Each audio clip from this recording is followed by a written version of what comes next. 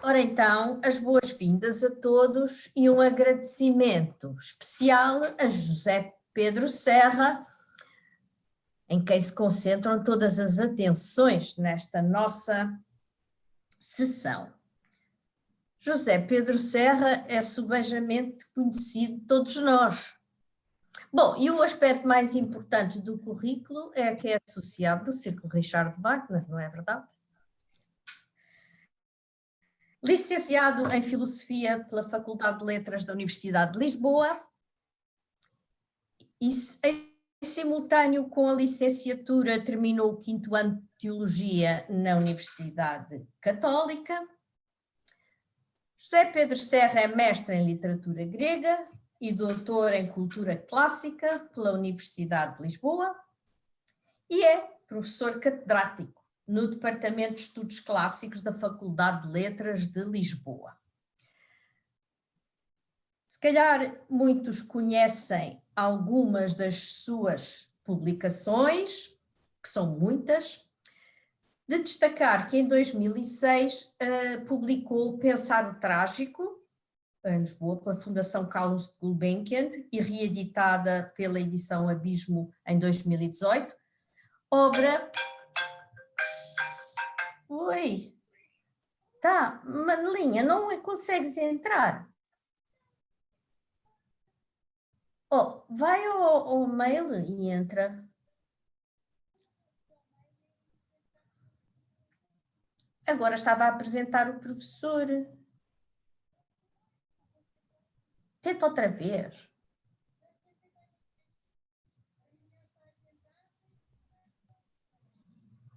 Eu vou ver se o Paulo tem. Paulo? Paulo? Estou aqui. É a Manuela Pereira Pinto que não consegue entrar. Tá, mas ela não tem o link? Tem. Diz que já tentou 3 vezes, que fica em espera. Será que ela está no último e-mail? Desculpe, José Pedro Serra, isto é o aspecto familiar aqui.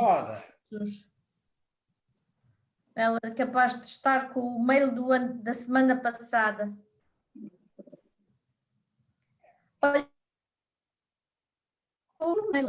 não vais estar no da semana passada. Pronto, é o que diz Zoom, tragédia e... Pois, estava na semana passada. Então eu peço desculpa por esta interrupção familiar. Foi uma interrupção dos deuses, Teresa, foi uma interrupção dos deuses. Foi. Já basta de apresentação de títulos.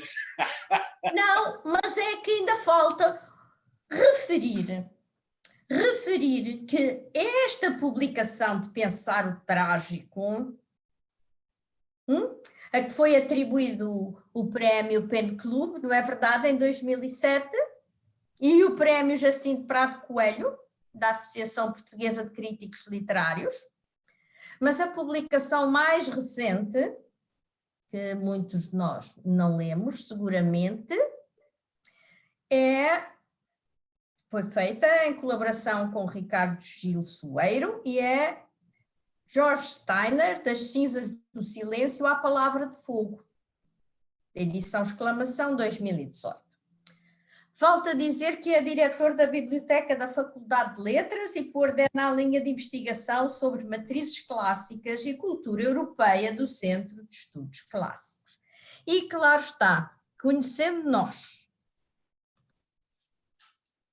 o grau e a importância que a cultura grega teve para Richard Wagner, que obsessivamente a ela voltou e nela se inspirou, não podíamos estar em melhor companhia do que com José Pedro Serra, que nos vai falar dos gregos.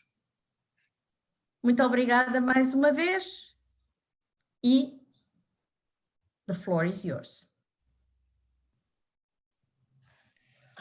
Muito obrigado pelas palavras. Eu queria começar justamente por um agradecimento antes de mais à nossa nobilíssima comandante, não quero dizer generala, embora hoje não fosse uma ofensa, creio. Queria ainda também agradecer ao Paulo Carmo, que teve e está com este trabalho, e a todos os presentes por terem a paciência de estar aqui e de me ouvir. Gostava de salientar que, infelizmente, não pude assistir a todas as palestras anteriores, mas tive a ocasião de assistir à última. Os trabalhos na faculdade permitiram. E, embora não tenha reagido naquele momento, quero dizer e felicitar pessoalmente desta vez o nosso orador da semana passada. Fez uma comunicação muitíssimo interessante e que nos prendeu a todos. Queria deixar-lhe esta palavra de viva voz. Aos outros espero poder dar depois de ver as comunicações que julgo terei acesso por gravação.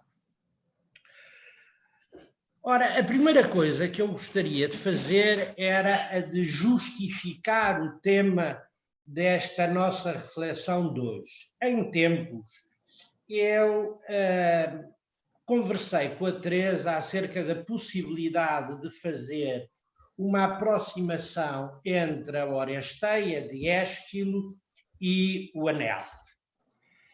Tal possibilidade, que aliás não é original, há já alguns estudos sobre isso, implicaria, no entanto, uma dimensão e um estofo que não era compatível com a apresentação de hoje. E, nesse sentido, pareceu-me que talvez se justificasse e fosse interessante refletirmos como uma espécie de introdução ao que, eventualmente, puder vir a ser feito, refletirmos um pouco sobre o interesse específico da tragédia grega para a obra de Wagner e de que forma é que, conhecendo melhor a própria natureza da tragédia grega, podemos estabelecer uma relação mais consciente entre as óperas de Wagner e esses princípios do teatro na Grécia. E para isso eu fixei-me, para esta apresentação de hoje, fixei-me numa obra que considero central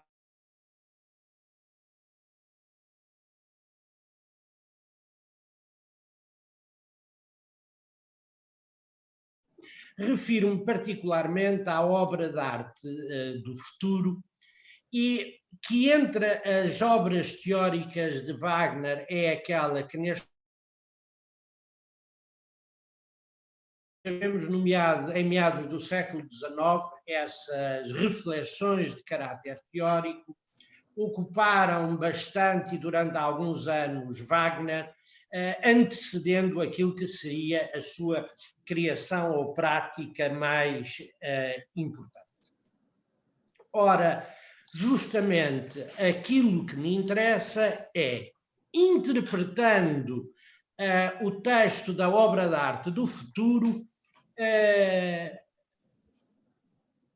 refletir, especular, porventura, acerca da natureza da vinculação que é possível estabelecer entre Wagner e a tragédia grega.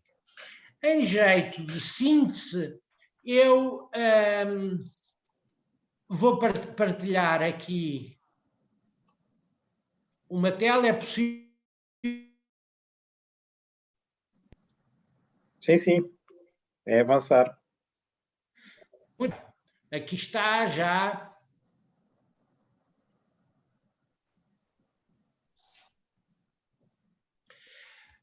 Sobretudo. Acho o. Agora é ir ao ver. É ir ao ver. Sim, é o ver e depois Mas carregar. está lá embaixo. Apresentação dos dispositivos. Muito okay. bem. Isto é o título genérico da palestra desta reflexão. Mas apresento aqui propriamente o esquema que me interessa e que sintetiza de alguma forma a minha perspectiva acerca da obra. Eu entendo que na leitura da obra de arte do futuro podemos e devemos assumir 3 perspectivas fundamentais. A primeira é a perspectiva filosófica, a segunda é a perspectiva política e a terceira é a perspectiva artística. Eu designei-a poética, aliás, Wagner também se refere no alemão a essa criação que é propriamente a poesis, como diziam os gregos, e dentro desta capacidade criativa poética, justamente a referência à dança, à música, à poesia. E, a partir daqui, estabelecer então o vínculo com a tragédia grega e, particularmente, com a interpretação que Nietzsche e Wagner fazem da origem da tragédia.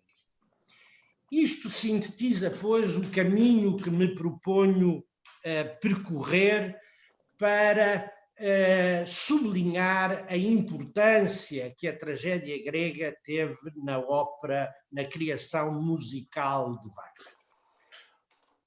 O primeiro aspecto, aquele que me parece determinante e de alguma forma pode servir de alicerce para o que dizemos posteriormente, é de facto a perspectiva filosófica, na qual se nota, obviamente, a meu ver, se nota uma clara influência de Schopenhauer. A influência de Schopenhauer, que de resto lateja e murmura ao longo do texto, sobretudo o texto publicado em 1819 e que se designa justamente o mundo como vontade e representação, teve, isso é claro, influência na construção intelectual das obras de Wagner. O Tristão e Isolda, eu diria, é talvez de todas as obras aquela onde se exprime mais claramente, mais obviamente, essa influência. Se nós quisermos dizer, sinteticamente,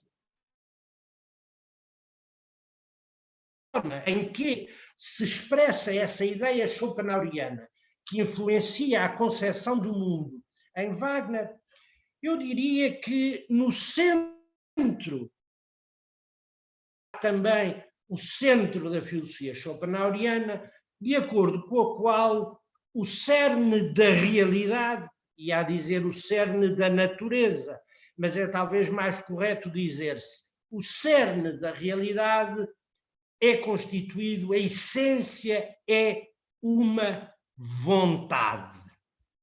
O termo é ambíguo e exige alguma clarificação.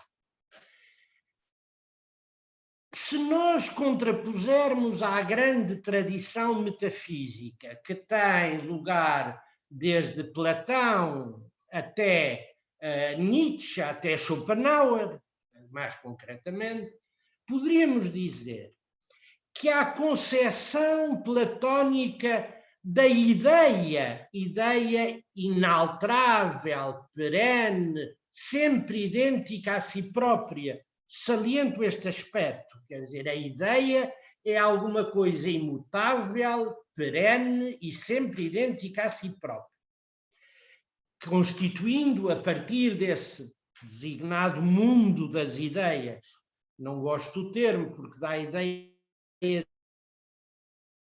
físico, e não é.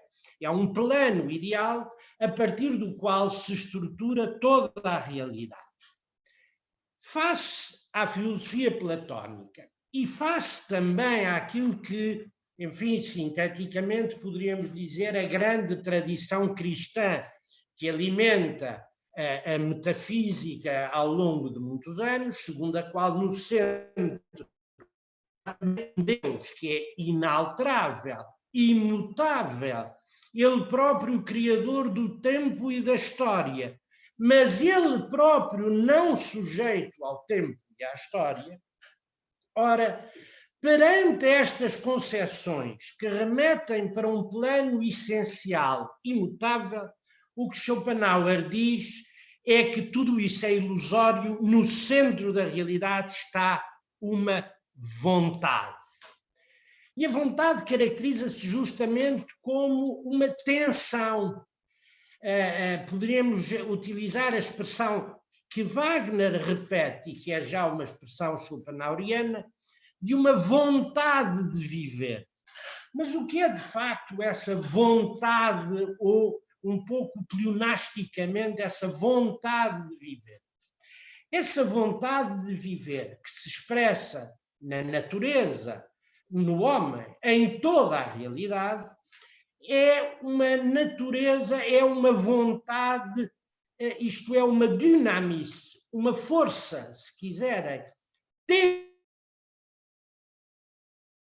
entre a afirmação do momento e aquilo que se seguirá.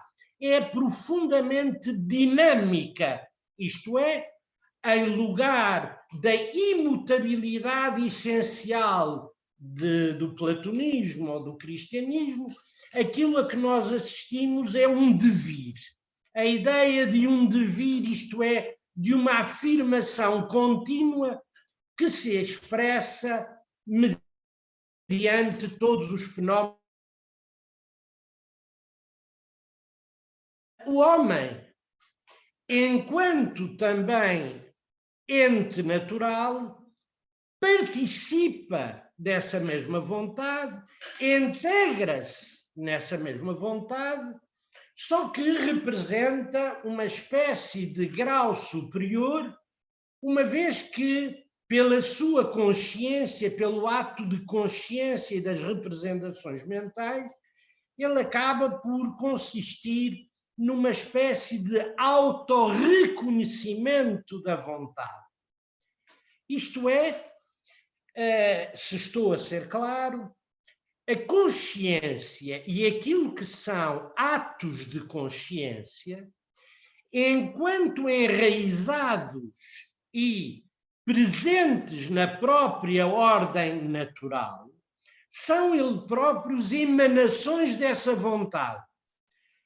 E justamente a consciência mais não deve fazer do que tornar consciência essa vontade primeira, vital, necessária, que se expressa nessa linguagem.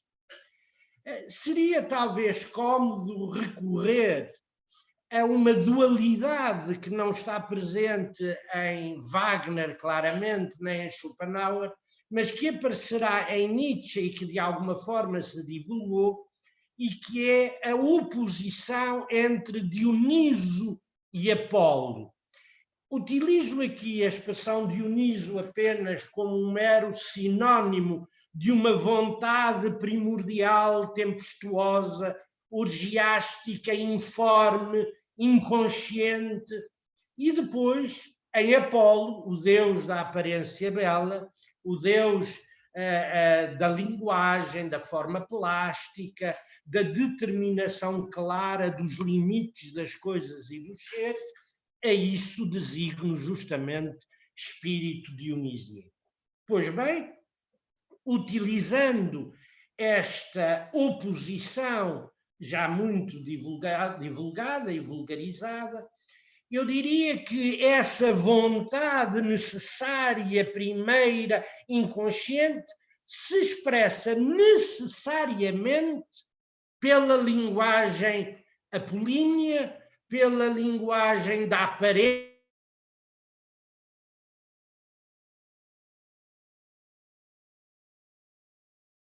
ilusões individuais, das ilusões plásticas. Gostaria de comentar convosco, de vos mostrar, não é isto, gostaria de vos mostrar o seguinte, uma citação de Wagner que me parece particularmente interessante e que me parece elucidativa daquilo que estou a dizer. O homem não será o que pode ser e deve ser enquanto a sua vida não for o espelho fiel da natureza. Isto é, enquanto ele próprio não for um reflexo daquilo que se reflete na natureza, ou, dito melhor, enquanto ele próprio não for a lídima expressão dessa vontade que subjaz a tudo e que é, no fundo, a vontade de viver.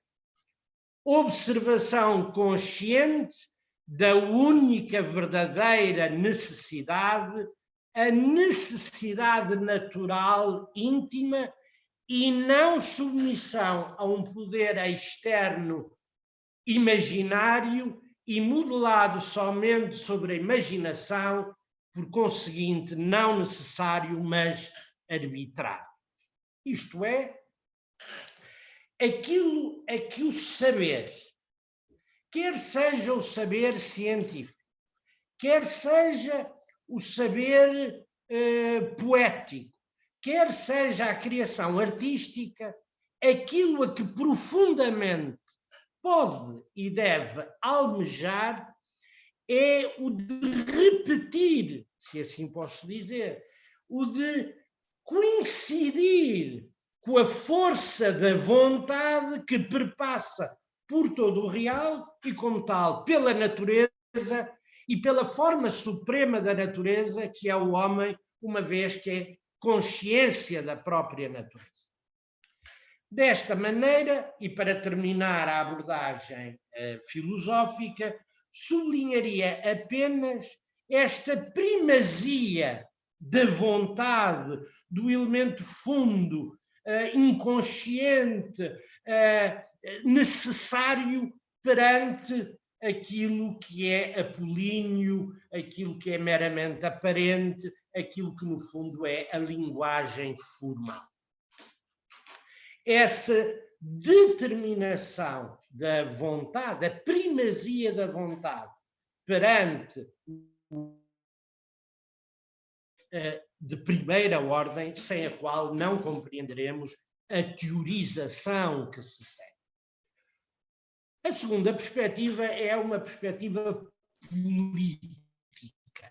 Também, porque Wagner está diretamente empenhado na revolução, tem uma atitude ativa e os ideais revolucionários não lhe são de modo nenhum estranhos. Nesta abordagem revolucionária, eu vejo inúmeros traços românticos, claramente românticos. E um desses traços românticos poderia entrar em cena a partir de uma pergunta que considero absolutamente decisiva. Compreendemos já, se fui claro, essa primazia da vontade ou de Dioniso sobre Apolo. Mas a pergunta que agora é necessário saber é: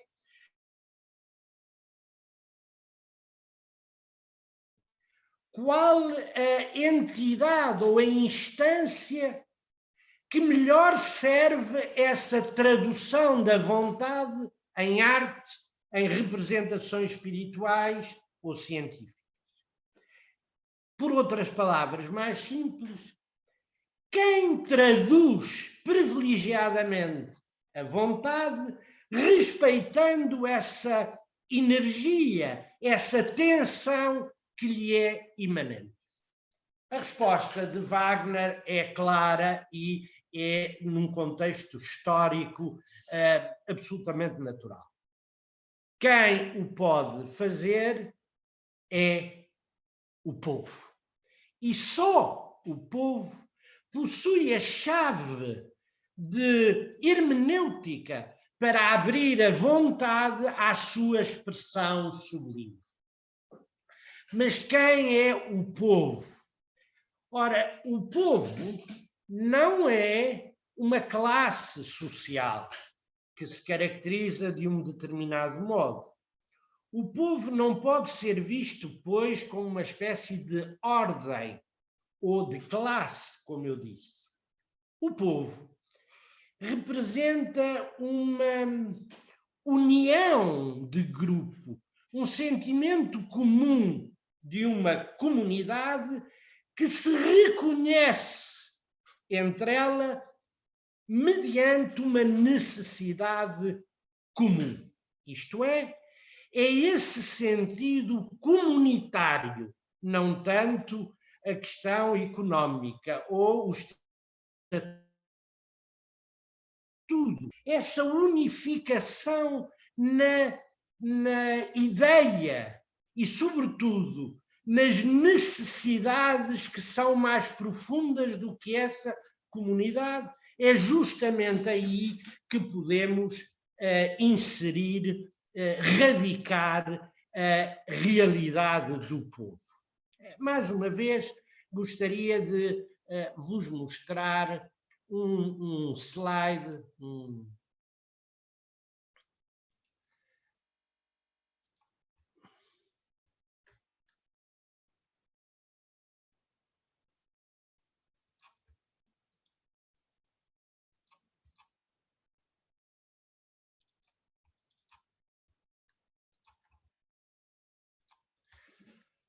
Então, ora bem, vêem?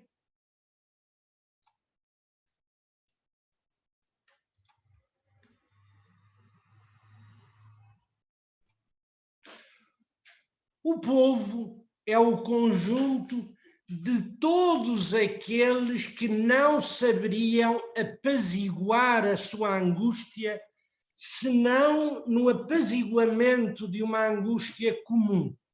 E, como tal, empregam toda a sua força vital a apaziguar a sua angústia reconhecida como uma angústia comum. E só o povo age segundo a necessidade.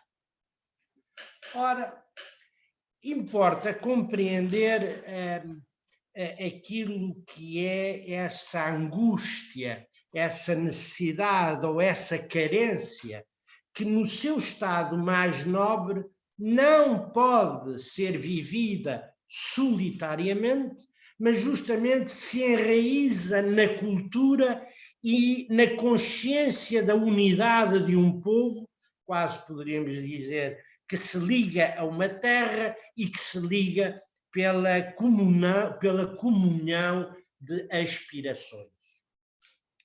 E porquê essa angústia comum? Permitam-me voltar um pouco atrás. Quando caracterizei a vontade e a vontade schopenhaueriana, frisei que ela se afirma continuamente como uma tensão, isto é, ela possui em si própria, como se brincando com os indivíduos, ela possui em si própria o seu princípio e a sua morte. Porque é nessa essência una da vontade que todos os indivíduos ganham forma.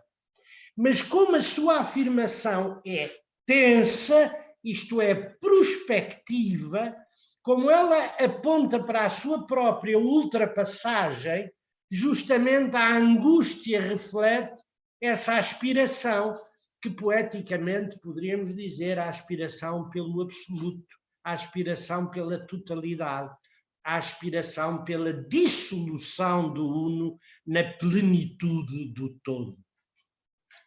E justamente Wagner reconhece que só o povo tem essa vitalidade, eu diria essa fidelidade à terra, como metáfora do enraizamento na vontade, para transpor para o plano da consciência e da linguagem aquilo que é a angústia dessa aspiração a um absoluto que, porventura, nunca poderá ser realizada ou a sê-lo implicará romanticamente a morte, a dissolução do indivíduo, a sua completa ultrapassagem.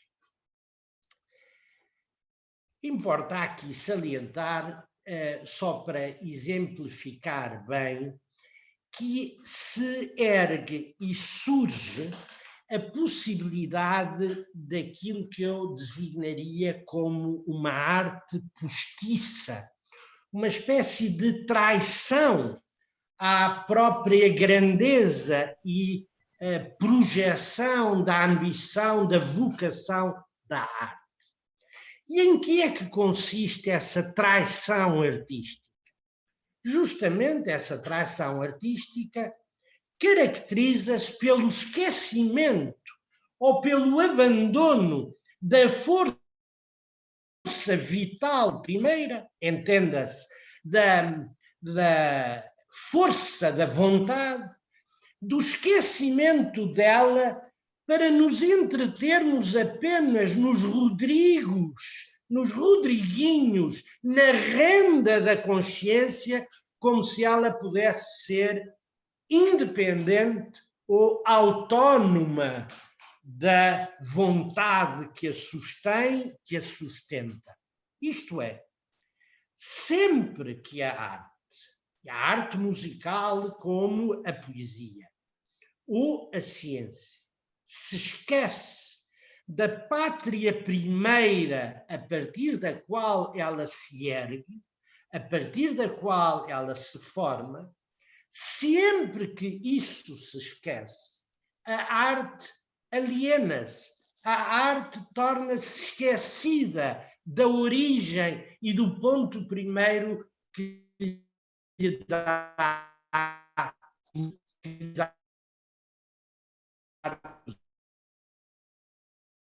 poetas, como tantas vezes Wagner o diz. A obra de arte, revelando a sangrada angústia que justamente da vontade de viver se ergue aí mesmo, sabendo inconscientemente, porque a vontade é cega e inconsciente, mas paradoxalmente sabendo inconsciente e querendo, isto é, apropriando-se, assumindo a vontade de viver, torna-se o beijo sagrado que pode redimir o homem e a angústia vital para a qual a vontade o atirou.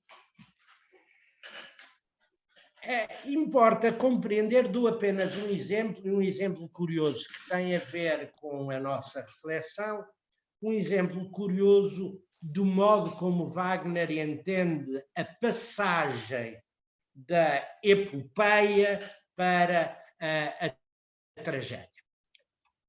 Tentarei mostrar ainda um outro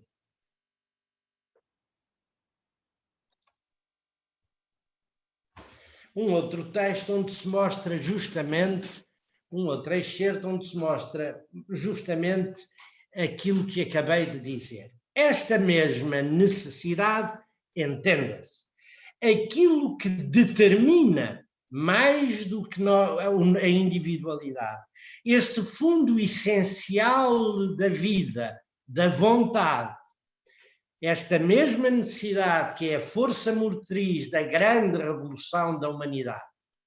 Esta força motriz é simplesmente a força vital, sinónimo de vontade, propriamente dita, tal qual se manifesta na necessidade de viver, mas ela é, por sua própria natureza, inconsciente e involuntária.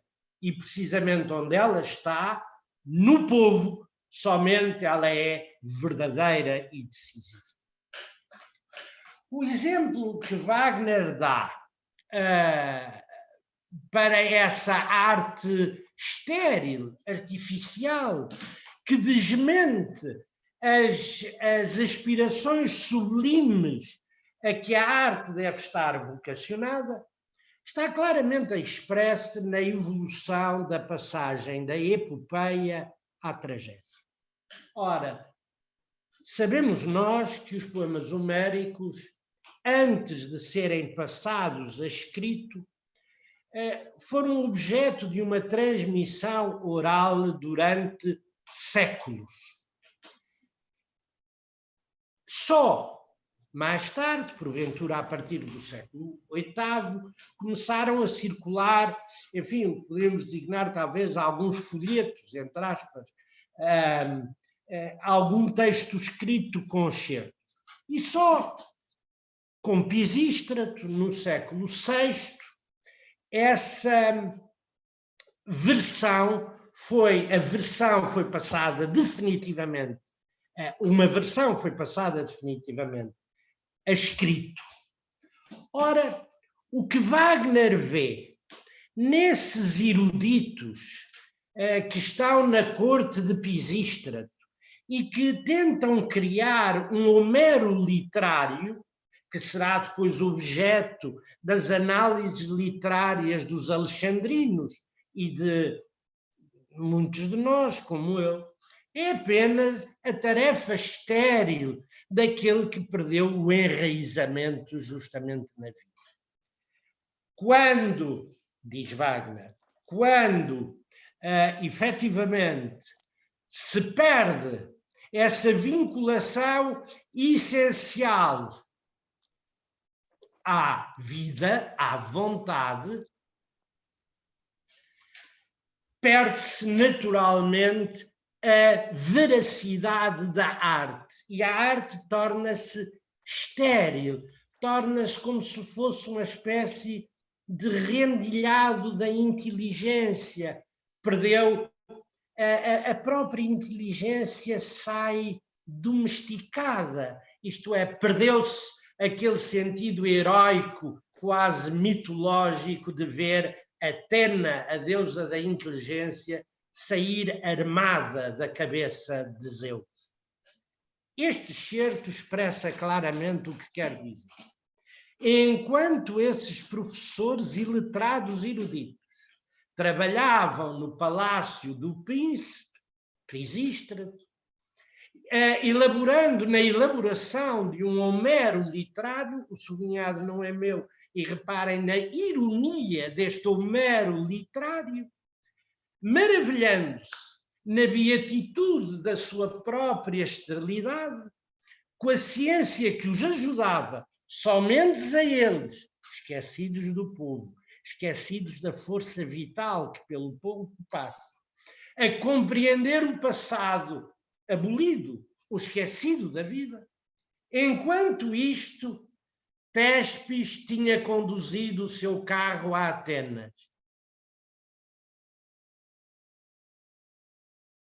Os feitos dos heróis, mas representava-os ele próprio como se fosse um herói. Téspis é o criador da tragédia.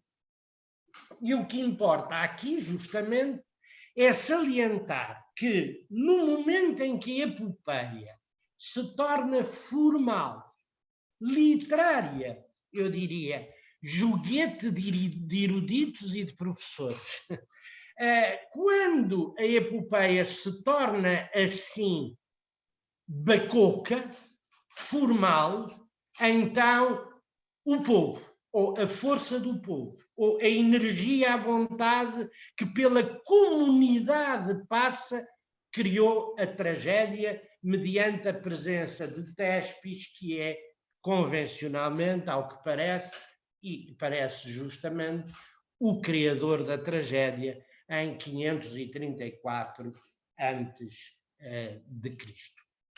E com isto termino a perspectiva política. Mas falta ainda, e isso não é de pouca importância, a perspectiva artística. Ora bem, aquilo que poderíamos, e a meu ver, deveríamos perguntar é: quais são os meios privilegiados mediante os quais essa inspiração, mesmo que radicada no povo, mesmo que obediente, eu diria, numa liberdade civil de obedecer à vontade primeira que a anima, quais são os meios privilegiados para exprimir a essa realidade primeira? Isto é, que artes o podem exprimir? Ora, e aqui desenha-se claramente o projeto da obra, do drama musical ou da obra de arte do futuro. Porque a dança, que é a medida do ritmo no gesto, a dança é talvez a mais material de todas as artes, porque a dança deve expressar justamente o modo como essa tensão, essa pulsão, essa força, vontade de viver, ou assumindo a dicotomia metafórica do início da nossa conversa, justamente o ritmo. Mas a dança é cega. Se não tiver, que é o modo como esse ritmo vital ecoa na interioridade. Aqui Wagner faz uma distinção curiosa entre o ouvido, entre a audição e a visão. E isso é muito interessante também. Levar-nos-ia longe, a visão tem uma importância particular nos gregos, quer do ponto de vista conceptual, sei lá, por palavras como teoria, eventualmente, não é uma etimologia certa, mas eventualmente poderá querer dizer contemplação em Deus, a contemplação ou a teoria é uma espécie de visão ígnea, é uma visão que não é de caráter sensível, mas uma visão ígnea, intelectual, peramente mental. Mas dizia eu, a dança nada é se não for acompanhada dessa coisa primordial e excelente que é a música. A música, mais que as artes plásticas, a música exprime esse marulhar tumultuoso da vontade de viver essencial. A música é mais do que tudo, e até porque não tem a mesma rigidez limitativa das artes plásticas, pela sua fluidez, a música é, evidentemente, uma expressão indispensável e até primeiro com o ritmo da vontade essencial. Nessa dança que se estabelece com o ritmo que invade a alma e que se expressa na dança, a música é o pórtico, o porto de entrada desse sagrado oráculo, onde se pode dizer a vontade. Mas a música também não basta por si, nem a música, nem a dança ou o gesto. Porque a música termina no lirismo, ou seja, na palavra, na poesia. A música perante a poesia é uma espécie de alicerce de fundação inacabada perante o trabalho de a palavra que a completa, que a torna justamente acessível à comunhão do sentido com os outros. Desta forma, embora a palavra e, portanto, a poesia se radique sempre na música, saliento esse aspecto, ou se deva radicar na música, efetivamente, há uma unidade que não pode ser atraiçoada, nem pode ser quebrada entre a dança, o gesto, a música, o ouvido, a poesia, a visão.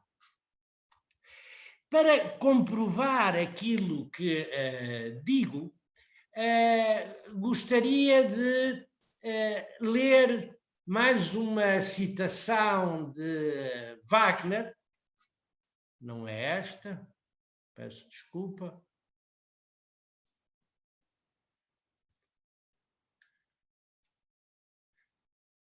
Não, acabei por não fazer porque achei que eram citações a mais. Mas a citação é uma citação, posso-a fazer, aliás, tinha escolhido até para o fazer oralmente.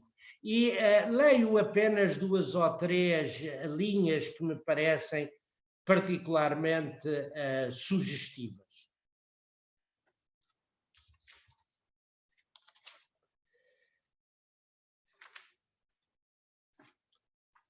Só um momento.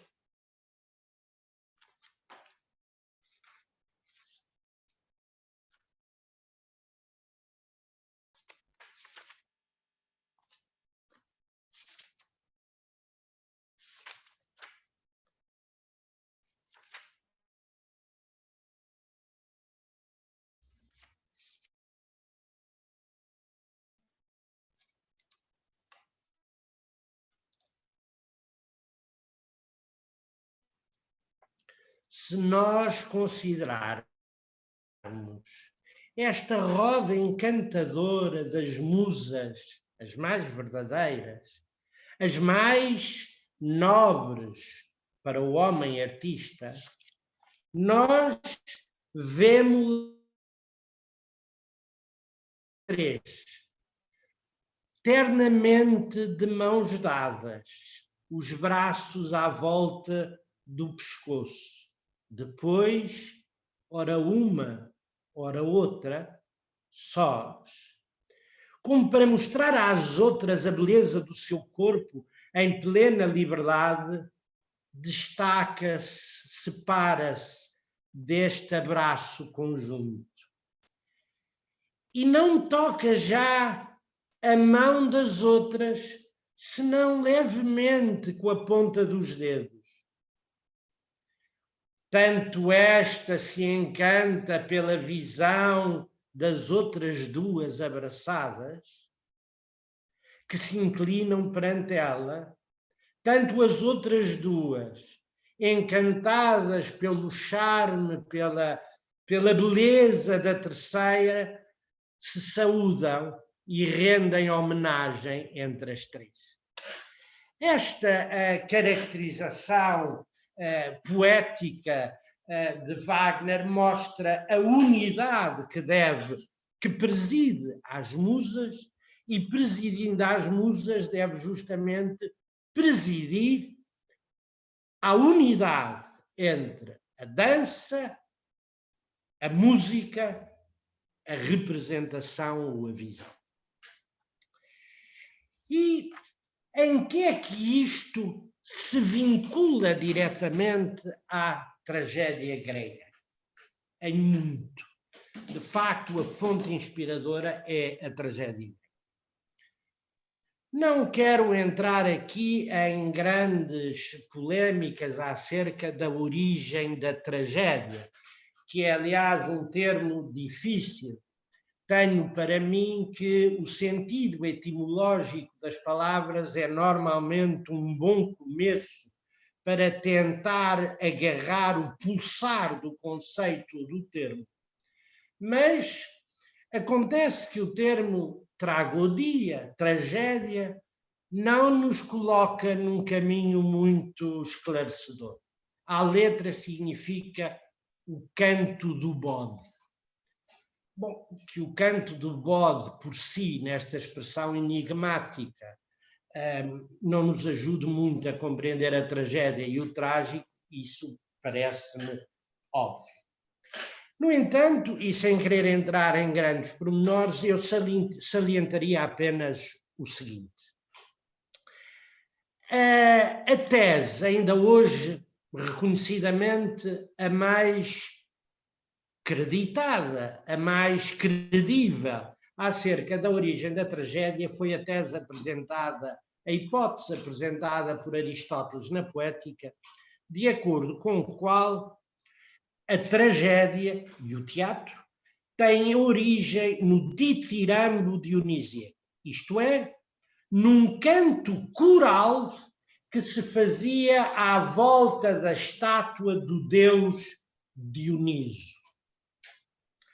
Esse canto coral, repito, coral, porque isso é importante, em que porventura os coreutas estão disfarçados com uma pele de bode, talvez daí possa vir a origem do termo tragédia, não é seguro, imitavam, ao mesmo tempo que cantavam, imitavam alguns dos episódios mitológicos do deus Dioniso.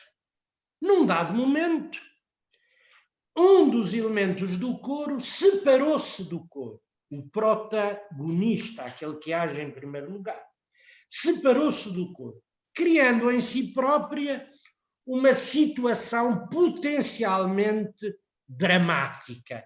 Isto é, o coro já não... Dramática aqui tem o sentido. O coro já não... Isto é, os elementos já não cantavam em uníssono, o coro já não cantava em uníssono, mas podia dialogar com esse elemento que se tinha emancipado, que tinha saído do coro. E depois emancipou-se um segundo e um terceiro. Quer dizer, se assim foi, tese que agradou a Nietzsche por outras razões, e Wagner situa-se nesse trilho, é no coro que nós devemos encontrar a origem da tragédia e a origem do teatro. Ora, finalmente, e quero apenas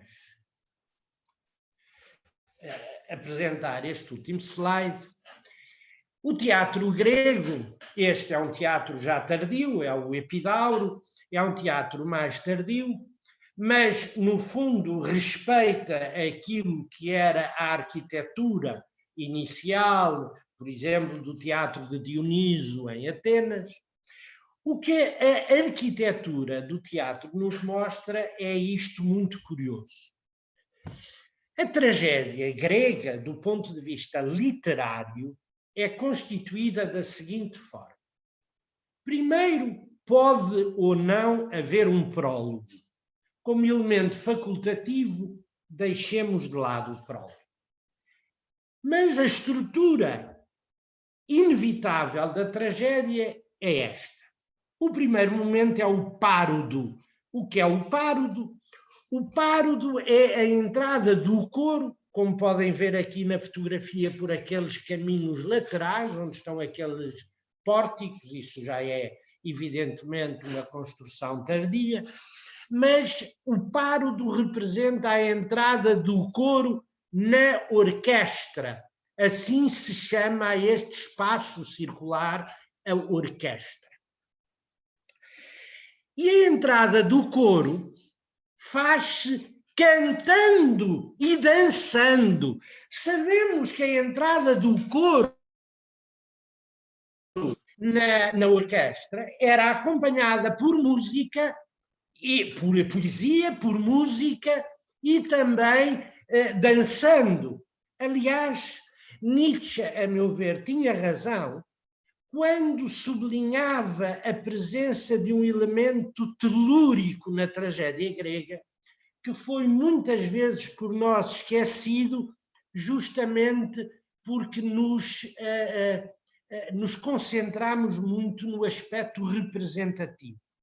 O coro, que canta e dança na orquestra, é um elemento, porventura, de natureza telúrica, e é o primeiro elemento a entrar na representação total da tragédia. Ora, a tragédia grega não tem intervalo, mas a ação está também cortada. Se virem este pequeno estrado ali do lado direito, aquilo chama-se propriamente a skene. A skene não é bem a cena dos teatros renascentistas. A skene é o lugar onde os atores representam, enfim, que depois sofre modificações ao longo do tempo, mas os atores representam sobre a skene, sobre, enfim, digamos, a cena impropriamente. O que é curioso é que, se repararem bem, a evolução da tragédia, ou melhor, o desenvolvimento da tragédia faz-se desta forma. Primeiro entra o coro no tal párodo e depois segue-se um primeiro episódio, que é uma parte da ação representada pelos atores, que nunca são mais do que 3 atores. O que não quer dizer que não haja mais do que 3 personagens, porque um ator pode fazer mais do que uma personagem. Quando a parte dessa ação finda, o coro, mais uma vez cantando e dançando, o coro comenta a ação que vi. O papel do coro é um papel muito problemático e muito filosófico nesse sentido, porque o coro não faz parte propriamente da ação. O coro não faz a ação avançar, mas o coro comenta, reflete aquilo que se passa em cena. Imaginem, por exemplo, que na skene, Clitemnestra, na fúria sagrada com que assassinou o marido, abrindo os braços, exclama: sim, eu o matei porque ele sacrificou a joia da minha casa, ela sacrificou a vítima inocente às garras terríveis para uma guerra favorável. Bom, invento, mas poderia ser mais ou menos assim. O coro, perante este assassino, que não se viu, porque se passa dentro do palácio, a violência nunca é mostrada no teatro grego, é sempre à letra e rigorosamente obscena.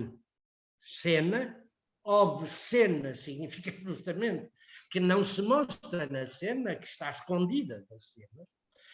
Ora, o coro comenta isto, e é uma espécie de caixa de ressonância. Oh, raça efêmera e miserável, que sorte era a tua! Mais valia não seres nada em vez de teres nascido. Invento, mas poderia ser qualquer coisa parecido com isso. Quer dizer, e isto é que me importa para a tragédia wagneriana, entre os atores e o coro, há não apenas uma divisão de espaço, mas também uma divisão literária e uma divisão de funções. A linguagem dos atores é uma linguagem apolínea, não é acompanhada de música, ao contrário, o coro dança, canta e expressa-se poeticamente a partir desse elemento telúrico que porventura nele devia estar. A tese nietzschiana de que a origem da tragédia está no coro e que de alguma forma está já prefigurada em Wagner, significa que devemos sempre partir do coro ou da música, que é a melhor metáfora para dizer a vontade. Devemos sempre partir da vontade para a cena, tal como devemos partir da força do sangue para os sonhos plásticos e etéreos que a visão nos pode oferecer. Inverter esta ordem, isto é, compor a partir do predomínio da poesia sobre a música, ou a partir do predomínio da polo sobre a música, é atraiçoar esse aspecto vital. Concluindo com uma última afirmação, o aspecto global do drama musical, ou seja, essa unidade primeira entre a dança e o gesto, a música, o ouvido, a visão e a representação, a poesia, essa unidade só pode ser quebrada como mutilação de uma visão verdadeiramente una e absoluta da arte. E foi justamente para além do princípio filosófico que me parece assentar em Schopenhauer, para além do aspecto político que me parece claramente próprio dos meados do século XIX e com traços indeléveis românticos, foi esta unidade orgânica entre coro e atores, entre o lirismo das palavras do coro e a música e a dança que o acompanhavam, e a representação do drama propriamente, como uma espécie de sonho plástico e belo que se vai desenrolando perante o nosso olhar, sonho suportado na força vital da música, julgo que é aqui que se poderá criar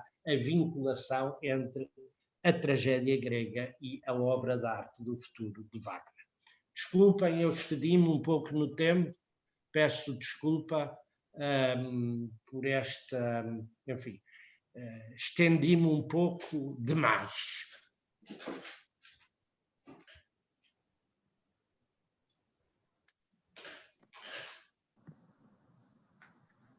Muito obrigada.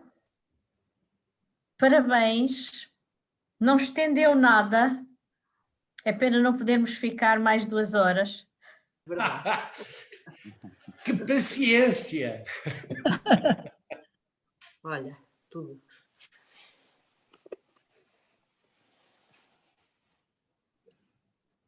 Perguntas? Eu tenho uma em que pode ser que me ajude um pouco.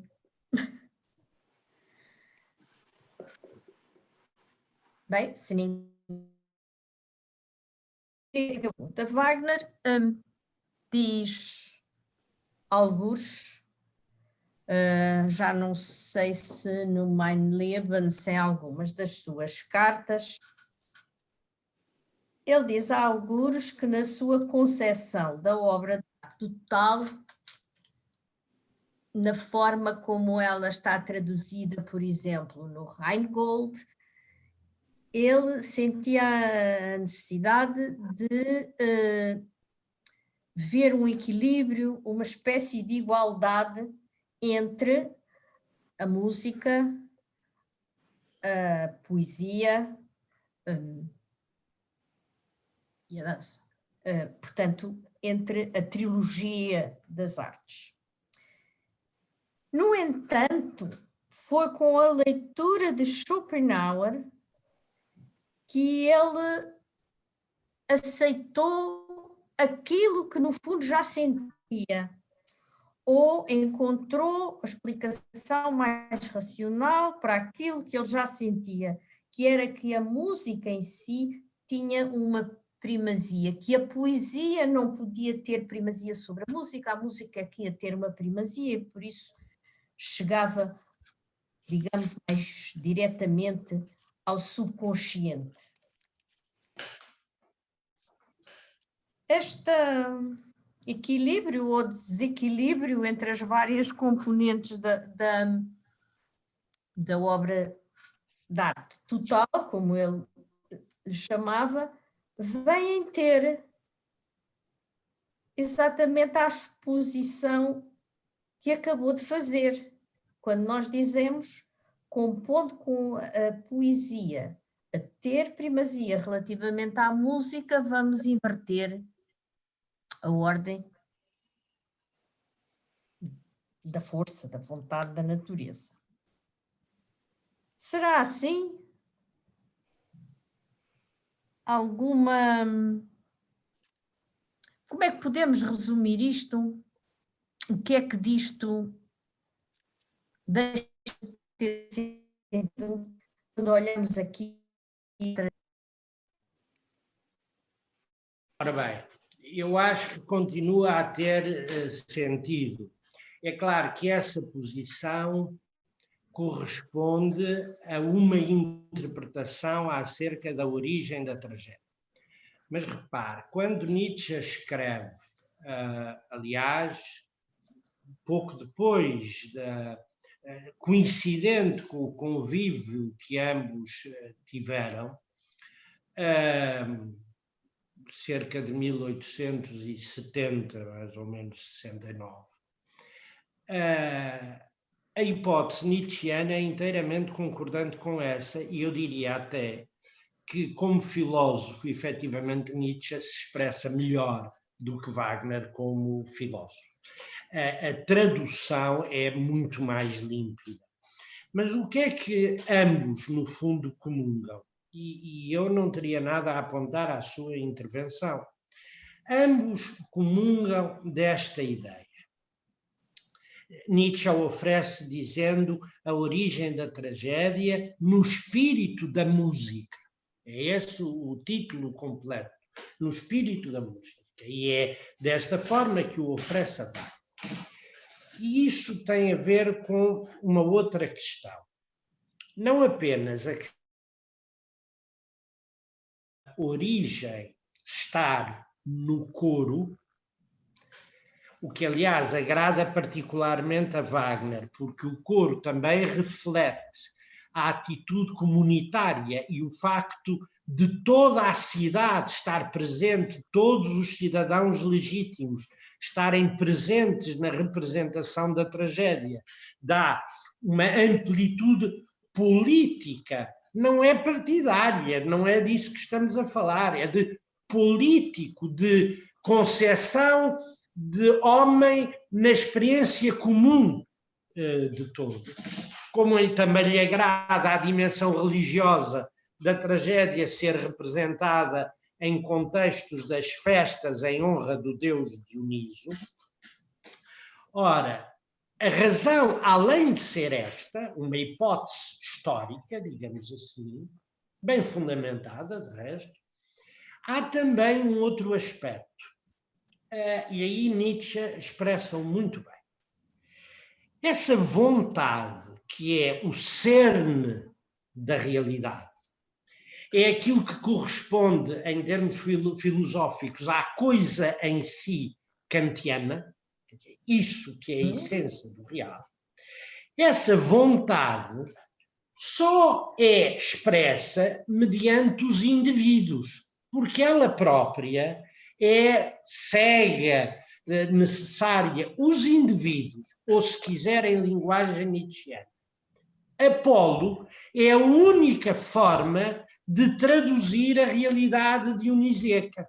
Nietzsche afirma isto muito bem quando diz: Dioniso e Apolo são dois inimigos que não podem passar um sem o outro. Como se tivessem cruzado as espadas, demarcando cada um a sua área, mas não podendo prescindir um do outro. Porquê? Porque Dioniso só se expressa pela linguagem apolínea, mas a linguagem apolínea não é nada, nem se pode desvincular da intensidade dionisíaca que a suporta. Ora, a música, pelo seu caráter menos determinado, é a metáfora. O termo aqui é consciente que eu uso. É a melhor metáfora para traduzir o elemento tumultuoso, flutuante, continuamente em devir e em tensão da vontade. Poderíamos dizer que a música e o amor também, como seta apontada sempre a alguma outra coisa, e não é por acaso que a paixão, na lógica interna, termina na morte, porque é a superação da limitação do indivíduo na dissolução no todo. Wagner dá muita importância a este aspecto erótico, passional, mas dizia eu, a música é a metáfora privilegiada para expressar aquilo que não tem nenhuma determinação plástica.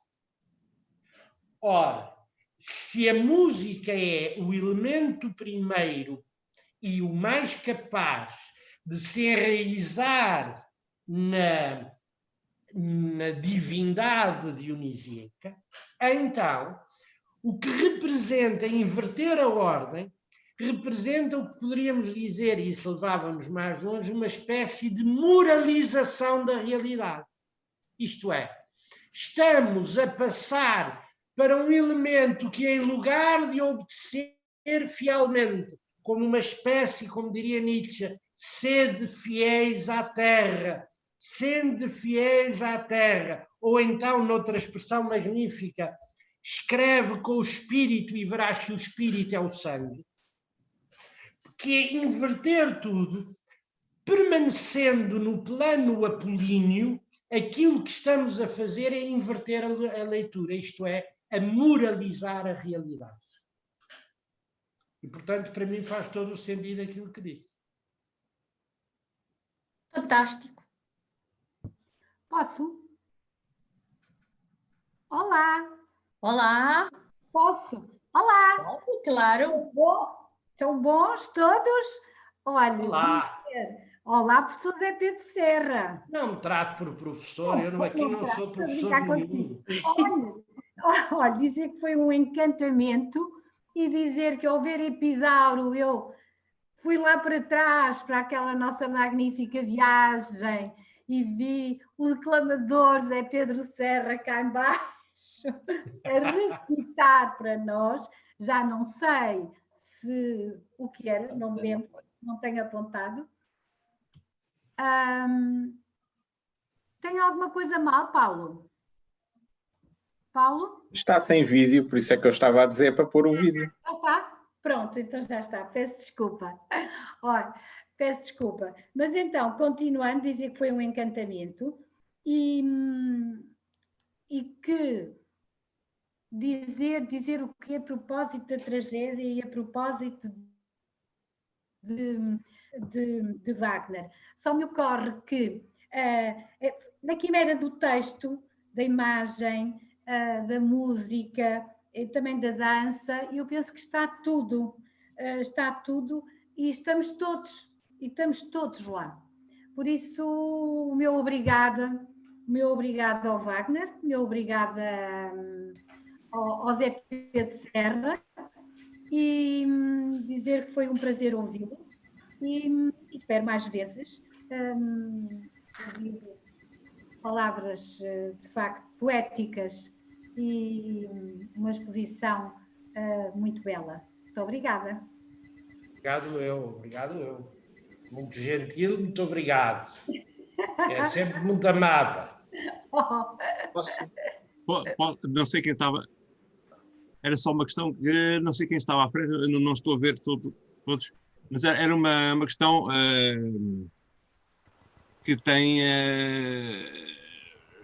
Que está no centro daquilo que foi dito, que é que a obra de arte do futuro, essa irmandade, não é, que está no texto, a dança, a música, a poesia, o que eu sinto é que há, em muitas das dimensões, para ser sintético, em muitas das questões que foram aqui tratadas, há uma anti-ocularidade, creio que há uma anti-ocularidade, ou há uma suspeição ocular já no teatro trágico, no próprio idealismo alemão, no romantismo, nos hinos à noite do Novalis, há sempre uma anti-ocularidade, ou uma suspeição ocular, que atinge o auge na filosofia do século XX, no Derrida, no Deleuze, e no Wagner está lá também, porque ele eu creio que quando é citada a dança, a música e a poesia, não está lá nenhuma dimensão ocular. Portanto, o sentido da visão deve ser neste contexto desvalorizado. Por isso é que eu estava há pouco a estranhar um pouco a ligação entre poesia e visão,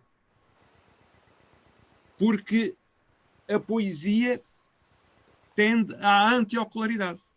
A poesia não será ocular. Essa é uma questão que me é muito cara, esta questão da suspeição ocular, de uma certa, não digo rejeição, mas secundarização, um certo afastamento da ocularidade destes problemas, e penso que isso aí existe no Wagner, nomeadamente no Wagner final, nas questões da redenção, da salvação, da redenção ao Redentor. Há sempre uma dimensão no romantismo, no Wagner, no trágico, uma dimensão antiocular.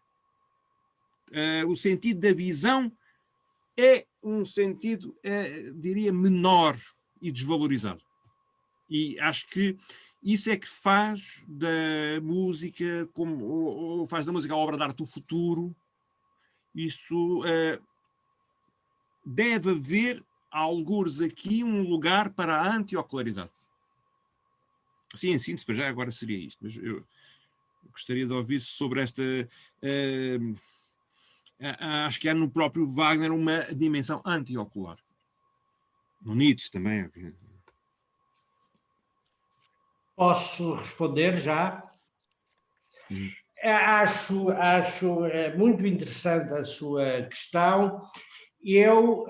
Depende do que é que se entende, há aqui um elemento também que tem a ver com uma precisão do que se entende por anti-ocularidade. Eu estou de acordo, inteiramente de acordo, quanto à desvalorização da visão. A questão da ocularidade é cartesiana. É só para dizer que a questão da... Não, mas a questão do anti é que me suscita dúvidas. É o anti. E porquê?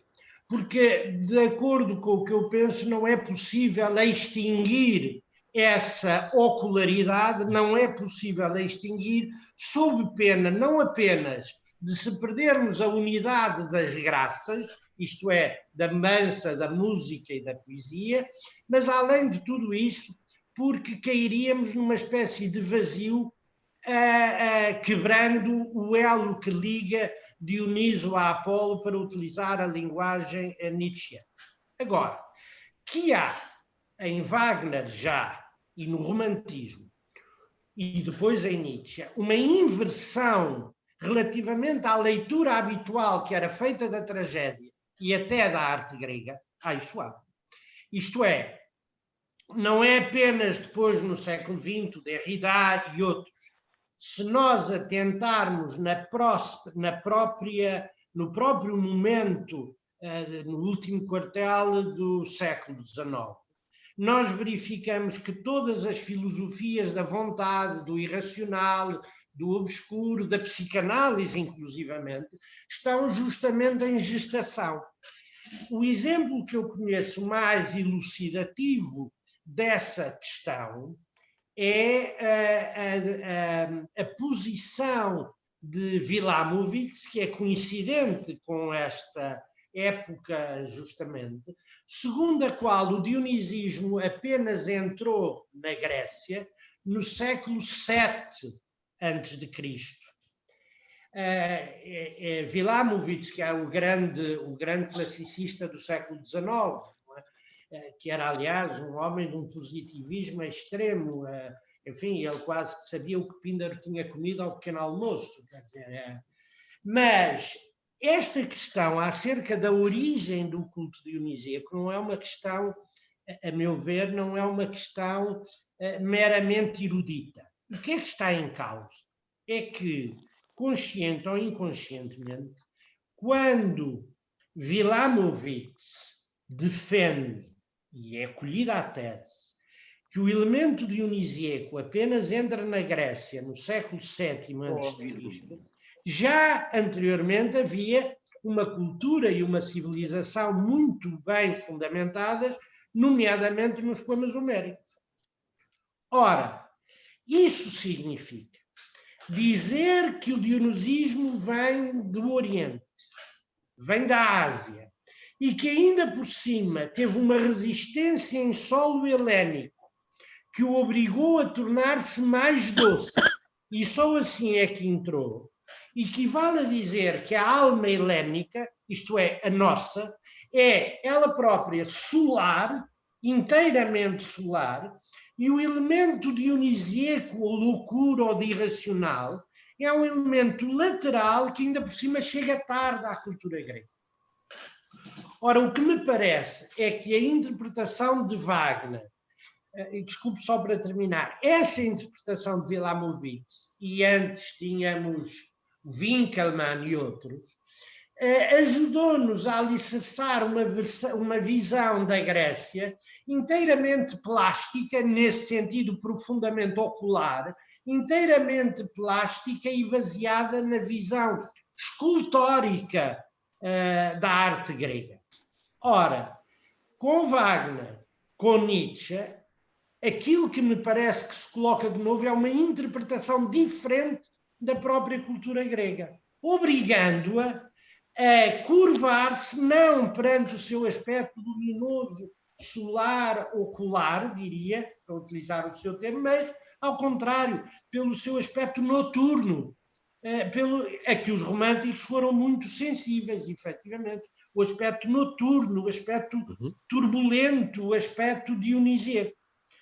Ora, isso é, de facto, uma mudança radical na interpretação não apenas da cultura grega, como do teatro.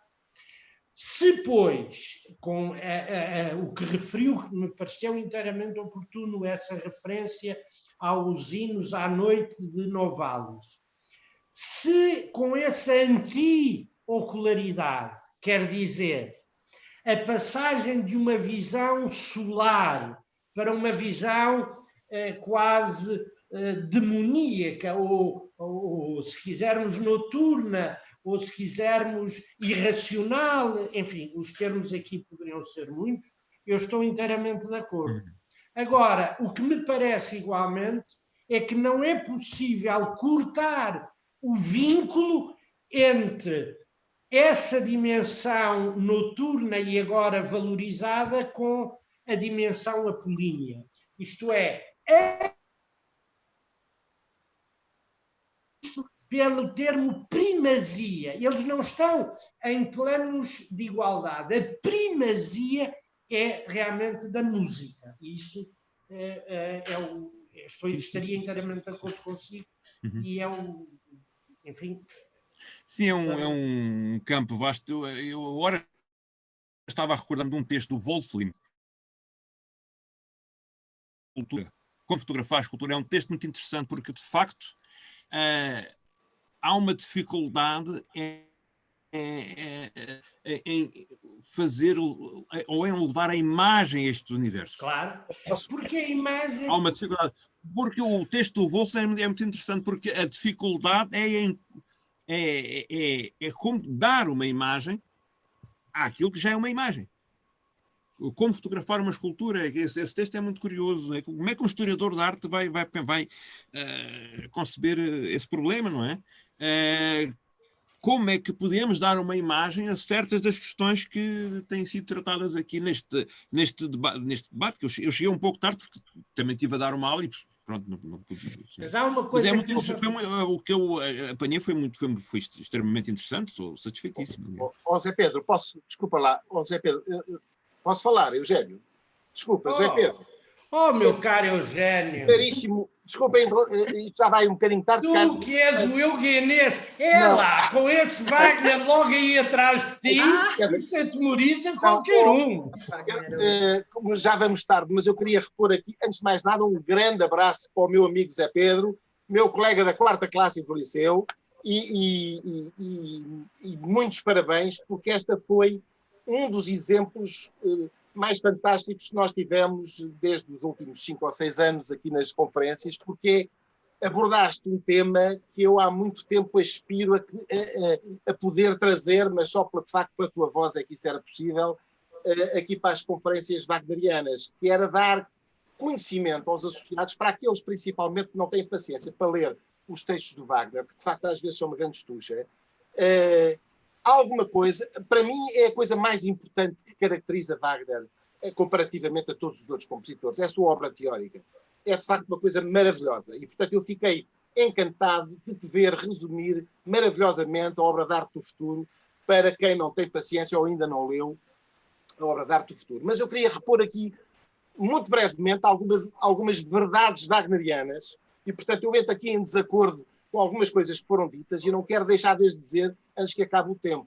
Dá depois pano para mangas, com certeza, e podem depois contrariar-me à vontade. Primeiro, uma pequena curiosidade, porque as pessoas podem ter ficado equivocadas, quem não conhece tão bem a vida de Wagner, terem ficado a julgar que Wagner foi Schopenhauer depois de ler Schopenhauer. E não é verdade. Wagner escreveu a obra de arte do futuro em 49. Só começou a ler Schopenhauer em 54, 5 anos depois. E de facto, depois, quando ele lê Schopenhauer, em carta ao Liszt, fica maravilhado e quase que diz uma coisa que depois muitos dos meus biógrafos dizem: Wagner era Schopenhauer antes de ler Schopenhauer, era Schopenhaueriano. E ele próprio diz isso. Isso é só para, cronologicamente, a coisa não ficar nebulosa. Mas depois uma coisa mais importante, que acho que isso é que dá pano para mangas, que estávamos aqui a semana toda. Vou começar só pelo fim, são dois aspectos. Um da última intervenção.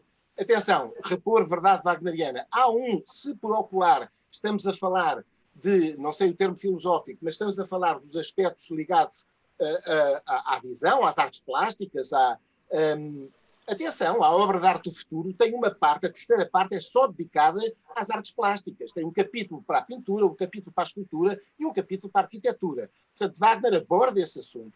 E o aspecto plástico para Wagner é a coisa mais importante de tudo, quase. Já vou falar na coisa mais importante, que não é a música. Atenção. Wagner chama aos seus dramas musicais, atenção que isto é muitíssimo importante,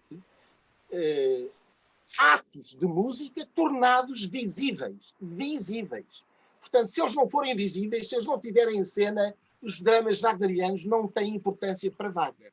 Para Wagner o que é importante é pô-los em cena e serem vistos. São de tal maneira importantes serem bem vistos e só vistos e não se pensar em mais nada, daí também o paralelismo com a tragédia grega. Ele construiu o seu teatro para que as pessoas tivessem uma visão completa e fossem abstraídas, como na última sessão, de resto, o caro Pedroso de Lima falou as características do teatro de Bayreuth. Portanto, fundamental que toda a gente na plateia visse perfeitamente aquilo que estava a passar em cena, porque só assim ele considerava que a sua obra podia ser apreciada. Um último ponto, muito breve. Para Wagner, o texto é mais importante que a música. Sempre foi, e ele até morrer. Desde que ele decidiu ser músico, não nos podemos esquecer que Wagner decidiu ser músico, decidiu estudar música para dar voz à sua grande tragédia, Loibald, que era o seu paralelo do Hamlet. Com 13 anos, ele escreveu o Loibald, e como foi incompreendido por toda a gente, família e os seus admiradores, ele disse: só a música é que pode dar expressão a isto. Não esqueçamos que ele, no seu último grande obra teórica de Zurique, a ópera e drama, ele diz que a música é feminina porque é fecundada pelo texto. A música sem o texto não vale de nada para Wagner. Por isso é que ele escrevia sempre os textos primeiro. Não há outra... Ele próprio diz isso. Portanto, não sou eu a dizê-lo. Portanto, queria repor aqui um bocadinho dessa verdade wagneriana, assim como também já vai sendo à altura, e com esta me deixo, porque isto vai pôr furiosa muita gente, o termo Gesamtkunstwerk, que Wagner, de facto, começou por utilizar nos seus escritos teóricos de Zurique, ele abominou o termo a partir de 53. Nunca mais o voltou a utilizar. Portanto, atenção, nós é que gostamos muito de utilizar, porque, de facto, dá-nos muito jeito. Porque a obra de arte total é uma coisa maravilhosa que nós todos vemos em Wagner, nós os wagnerianos. Mas, na verdade, Wagner repudiava o termo. Desde 54 que ele repudiou o termo.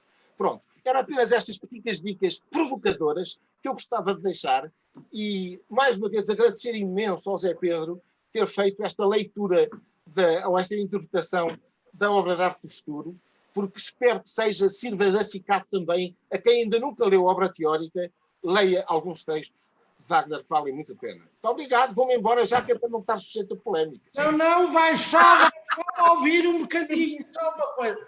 Eu não respondo a provocações, conforme me educaram, mas há uma que quero responder. Peço desculpa, mas há um erro cronológico do que tu disseste. Quando falaste em 1844, referias-te a Nietzsche e não a Schopenhauer. Não, 54, não.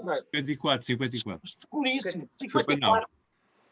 Wagner leu Schopenhauer pela primeira vez. Não é isso que eu estou a dizer. O que eu estou a dizer é que o Mundo como Vontade e Representação já tinha sido publicado em 1849. Claro!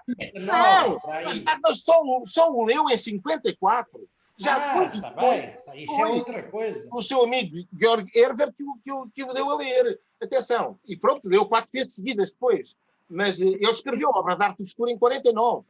E leu Schopenhauer pela primeira vez em 54. É só isso. Que não implica que não haja expressões comuns. Claro, isso é que é fantástico. Entre um e outro, e onde efetivamente se vestem bem. Claro, isso é giríssimo. É giríssimo. Às vezes podia ficar. O resto do público podia ficar com a ideia que ele escreveu a Obra de Arte do Futuro por causa de ter lido Schopenhauer. Nem pensar. Não é? Agora, talvez tenha escrito o Tristão por causa do Schopenhauer e da Matilde Zandon, mas é outra história. Pronto, adeus. Isso não tenho dúvida. Muitos parabéns, Pedro, muitos parabéns, fantástico.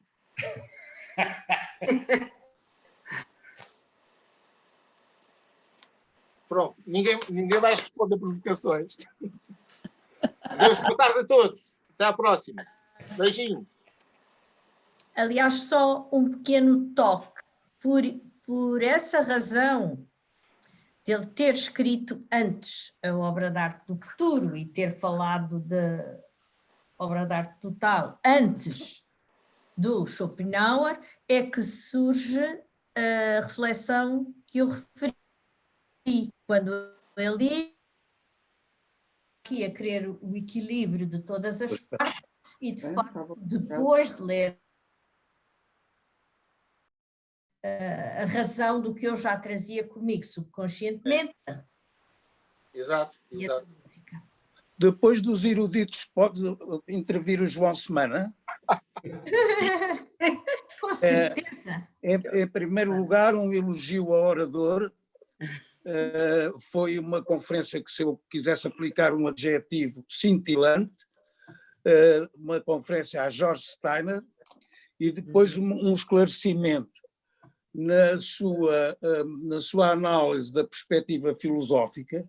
Queria pedir-lhe que me comentasse em que momento é que Wagner abandona a influência de Feuerbach para passar a Schopenhauer.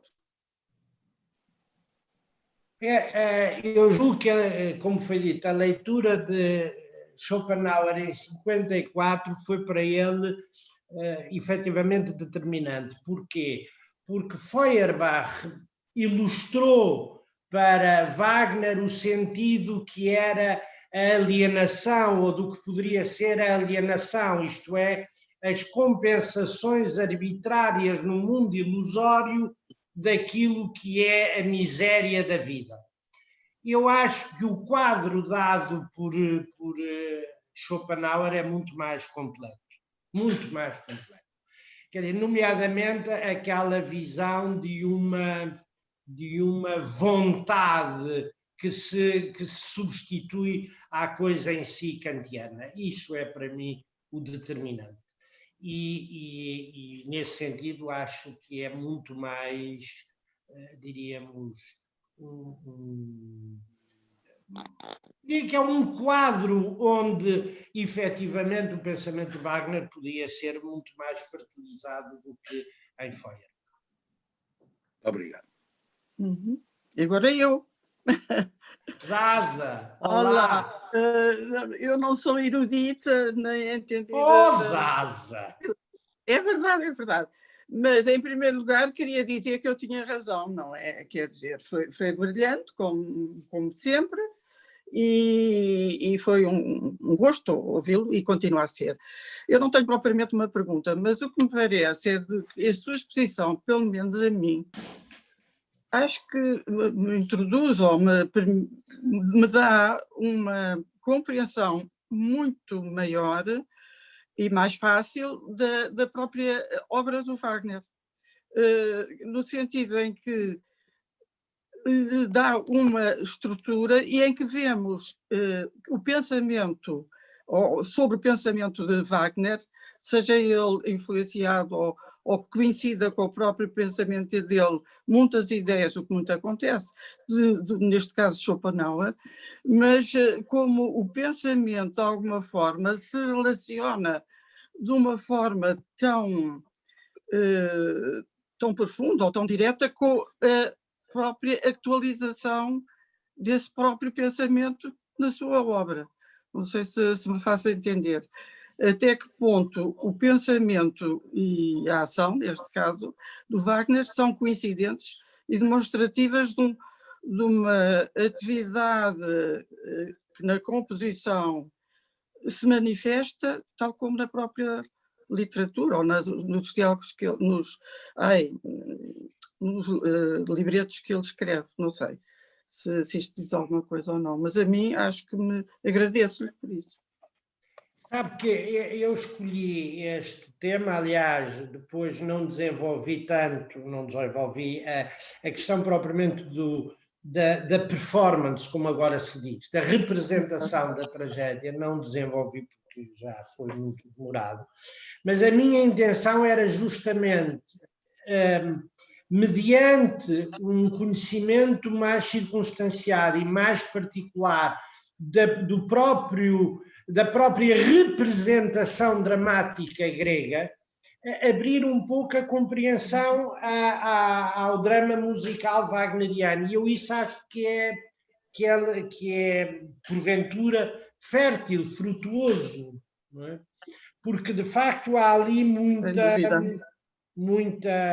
enraizamento, muita vinculação. Sobretudo também porque refere Tristão e Isolda como relativamente a essa ideia também da vida, não é? E da vontade, eu acho que inclui a morte. Exatamente. Inclui a morte, de uma maneira... É porque há aqui, sabe, que há aqui uma tragédia no meio de tudo isto, mesmo neste esquema. E a tragédia de que Tristão e Isolda é um exemplo paradigmático. É por isso que eu não gosto que se elimine a cena do Elixir, porque o Elixir para mim é um símbolo de alguma coisa que nos ultrapassa a decisão ou a consciência, remete para o plano do necessário e não do arbitrário, e por isso eu acho que é um elemento fundamental, porque é aquilo que nos aproxima do que poderíamos designar a vontade cega que anima tudo. Há aqui uma tragédia que é esta, que é, na verdade, não há uma expressão perfeita de vontade, como não há nenhuma expressão que não se enraize na vontade. A consumação da vontade na paixão é, porventura, a melhor expressão de um desejo de absoluto que nunca pode ser atingido pelo indivíduo, senão pela sua morte. É um pouco irritante. Obrigado. Não, há aqui uma tragédia, de facto. Há aqui uma tragédia. Uma sugestão à nossa Presidente, tal como aconteceu com o Manuel Pedroso de Lima, porque é que o João Pedro Serra não amplia a sua conferência como uma outra conferência no seguimento desse tema? Está prometido. Está prometido.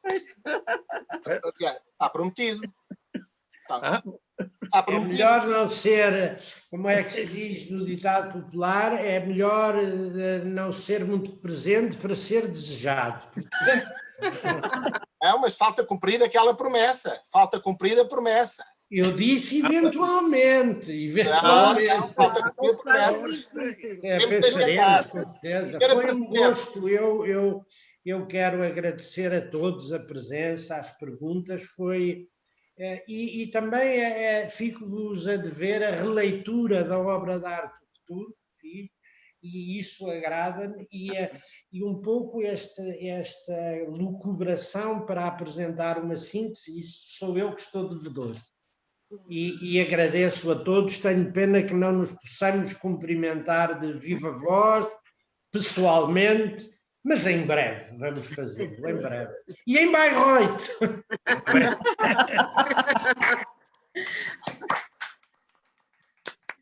Muito obrigada mesmo. Eu aprendi imenso, creio que todos aprendemos imenso. Até eu. Até eu. Então vamos ficar por aqui. Para o ano teremos mais a Oresteia e o Anel, por exemplo. José Pedro Serra é uma fonte inesgotável. Não, veremos. Complicou-nos a vida. Agradeço. E, portanto, é inexorável. Muito obrigada. Nós vamos ainda dar algumas notícias antes do Natal, espero eu. Mas, em princípio, o nosso ciclo de outono termina aqui e termina da melhor maneira. Muito obrigada a todos. Obrigado. E até breve. Obrigada, Teresa. Obrigado. Até breve. Adeus, Eugénio, na tua linha sagrada. Na tua cólera sagrada. Obrigada, Teresa. Boa noite a todos. Boa noite. Não nos virmos e ouvirmos um Feliz Natal para todos. Desejo muito sinceramente um Feliz Natal para todos. E para a nossa general, o que é que nós Obrigado, igualmente. Nada. Muitas ideias fantásticas. Sublime silêncio do agradecimento. Então, adeus. Boa noite a Boa todos. noite. Boa noite, obrigada. Muito obrigada. Boa noite. Fala, só. Boa noite.